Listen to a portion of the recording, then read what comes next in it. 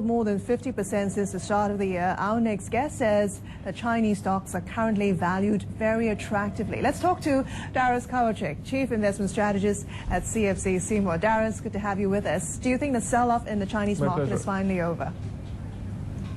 Well, I wouldn't say that it's over because so much is driven there by sentiment, but fundamentally, clearly the market has overreacted to the downside, similarly to the upside overreaction that we saw last year. Price-earnings ratios, the forward-looking ones for Shanghai Composite right now are 16.1, which is below those for Japan, and given very strong growth outlook in the long term for China, in my mind, they are too low. So, Dariusz, it's Rebecca in London here. Where exactly do we get the best value if we are seeing attractive prices? Which sectors or what kind of stocks should we be looking for to capture that? I think that right now you probably still need to avoid the sectors that are predominantly dependent on export because the global environment is going to deteriorate further.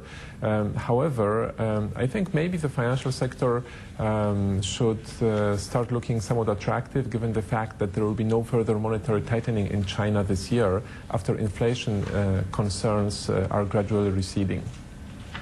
Dariusz, Christine here again. You know, we keep hearing of all this economic slowdown, data industrial production yesterday lower than expected. Aren't you not concerned about an economic slowdown in a country? I think that we should not be too concerned because industrial production data was the only one that disappointed on the downside, and there is very good explanation here. The fact that factories around Beijing and in the neighboring provinces were ordered to shut down some of their activities for the Olympic period. All the other indicators actually beat consensus, showing strong gains in consumer demand, in fixed asset investments and in exports, although exports are not rising as fast as at the beginning of the year. And it seems that the government is really trying to make sure that growth is driven by those fixed asset investments and retail consumption, which should pick up slack from waning external demand. So industrial production data will have to rebound in the fourth quarter because the local consumer is buying and because capital spending also needs to be satisfied by what production has to offer. And yet we've got this increasingly unpleasant combination, Dariusz, in the rest of the world of rising inflation and slowing growth in several of the major economies. Surely that will have some impacts on the growth potential.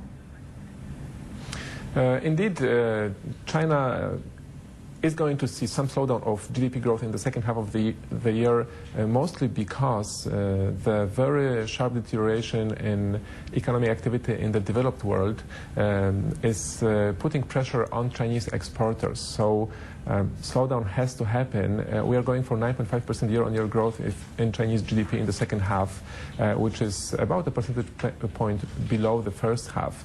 But because domestic demand in China is continuing to rise pretty fast, I'm not concerned about an overly dramatic deceleration in the pace of Chinese expansion.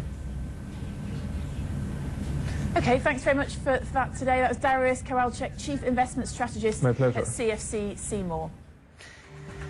Well, next on Capital Connect.